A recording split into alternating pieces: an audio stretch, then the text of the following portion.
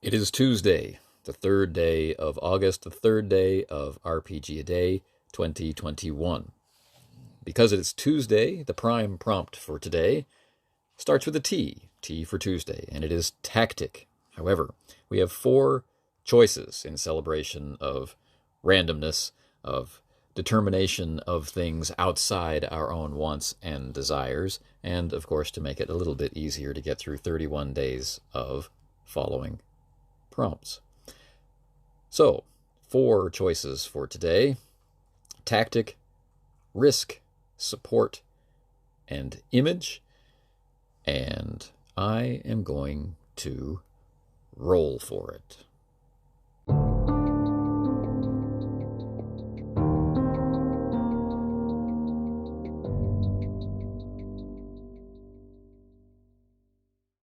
For day 3 of RPG A Day 2021, I decided I would like to roll randomly again, as I had too many ideas. So I have labored to produce a 7, which means today we will talk about image.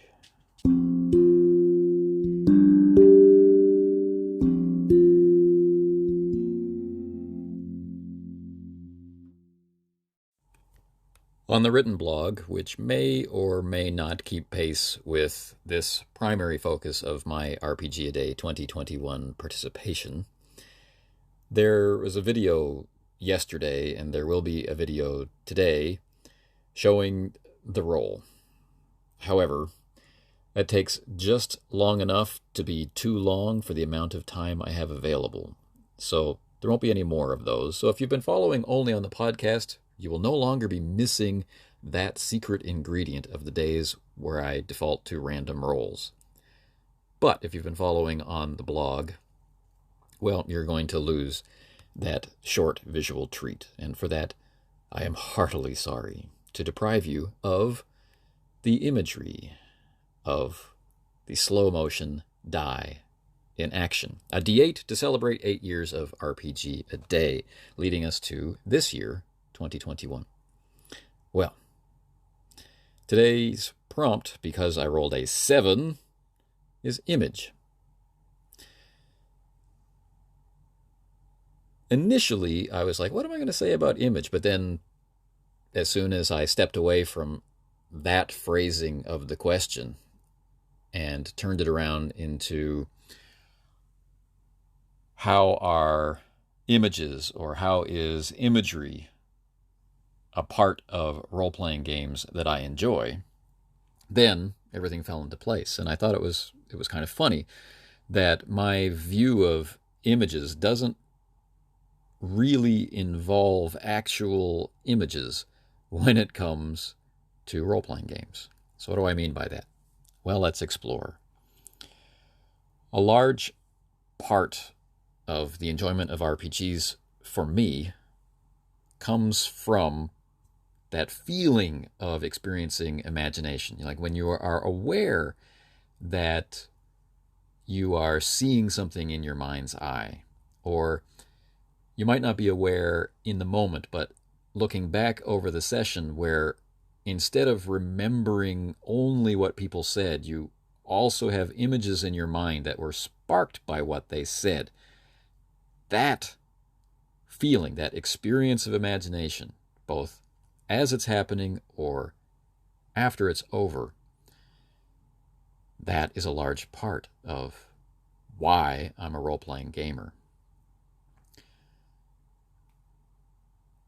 And I have been thinking about the nature of that imagination, right? What is it that I really appreciate about it? And I especially appreciate that feeling when the experience is strongly visual in nature, rather than a what-if moment, a conjectural moment, or trying to imagine a thing, not necessarily visually, but conceptually, right? So when that experience is visual more than conjectural or conceptual, this is when I am really excited to be a role-playing gamer, even now, so many years after I started.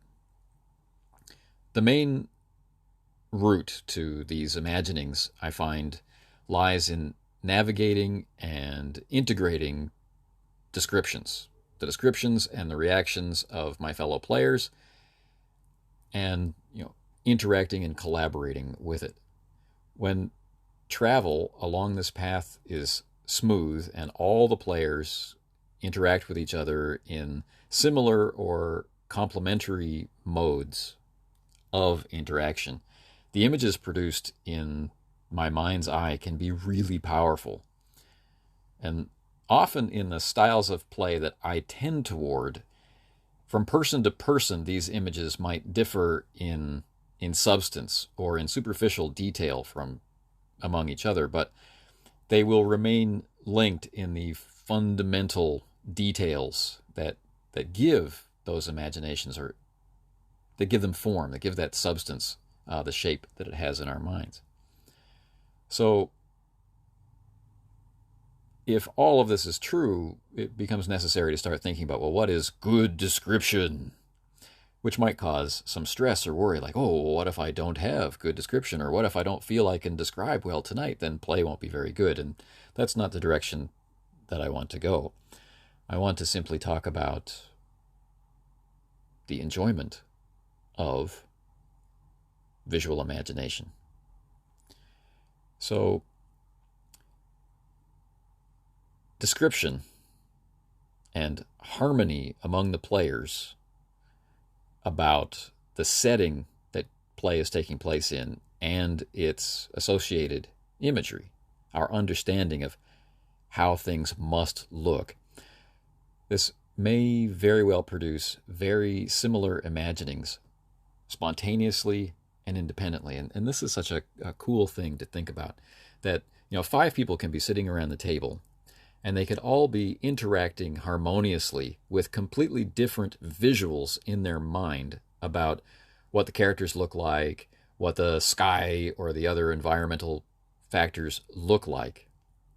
But a total agreement about where things are and when things are happening, and the effect on character by what is happening. These can be completely different, or somehow, even without overt, explicit description of how your hair moves as you leap across the table, or what color your cloak is, or any of these things, even without those descriptions, sometimes you can wind up all imagining the same thing. It's fascinating. It's a constant cause of enjoyment for me. Description doesn't need to be highly detailed. It doesn't need to be poetic in order to facilitate mental imagery. What the mind's eye summons up in response to all that the ear hears can seemingly arise phoenix-like from remarkably very little ash of a very common variety. The connection between players and connection to the subject and to the setting of play, I think these things matter more. And it seems to me it matters more than the number or the character or style of the words chosen. That connection to what we are doing and the genre and the setting in which we are doing it matters more than the type of words you choose to say, or the volume of words you choose to say, which always makes me laugh when I think about how any effort I might make toward brevity is spoiled by any effort I might make toward brevity. Description doesn't need to be of a particular length. It needs to neither be long nor short in order to facilitate imagination. It does benefit, I feel, from a tempo that matches the needs of play. And it benefits from being of a tone that matches the context of play. And it helps if the vocabulary that we use is in sync with our subject matter and genre of play. But too much, going too far with that, as with so many things, I guess, can actually work to spoil the effect and take us in the opposite direction. We start talking about how we're talking about, or begin emulating or quoting other fiction and not playing.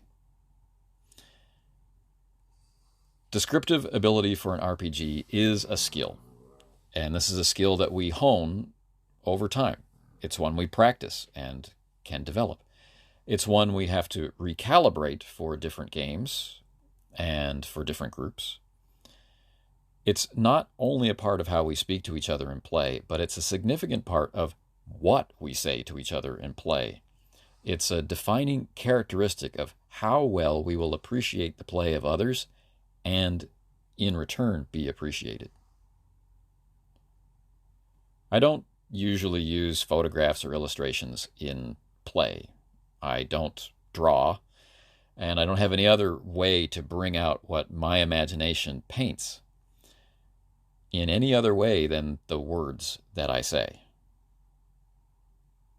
Even so, I don't tend to use miniatures or maps when I play, or at least maps that I show people. So this again puts emphasis on speaking and listening as the principal part of play. It is the actual medium of play for me. It is not supplemented by an image I show, a sound I play, a map I share, or miniatures that I move. So this has meant that over the decades I have really come to appreciate the skill of my fellow players in communicating their ideas verbally. This is the skill that I truly value. And the effect of that skill is visual imagination. It makes magic seem real. You speak the word, and we can see, or almost see, the vista that you want us to. Despite the ephemeral and illusionary nature of the flickering of an image in the hidden eyes of the mind, the word can make that magic real.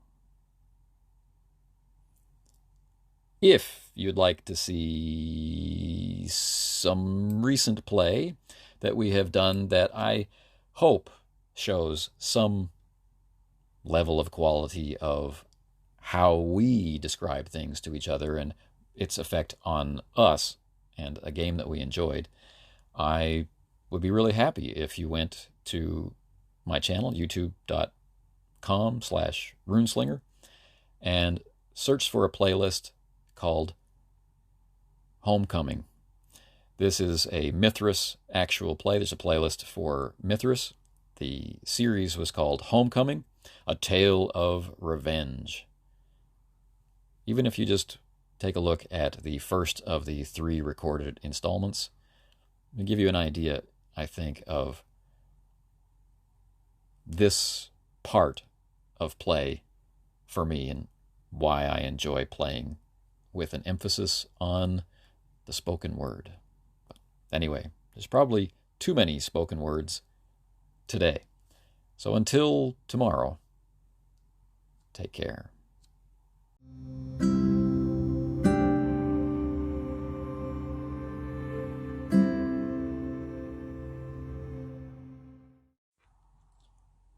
Tomorrow, Wednesday, August 4th, our prime prompt starts with a W and is weapon. Now remember, these are prompts. They're not hard and fast things that we have envisioned. We're not specifically talking about a weapon like Stormbringer, for example. This could be a weapon in your game master's or player's arsenal. It could be a tool that you use to wreak incredible effects, incredible changes upon the play state. Or it could be a weapon that you really like. The other 3 prompts are search, reward, and figure. And I figure that I'll be selecting a word for tomorrow because I can.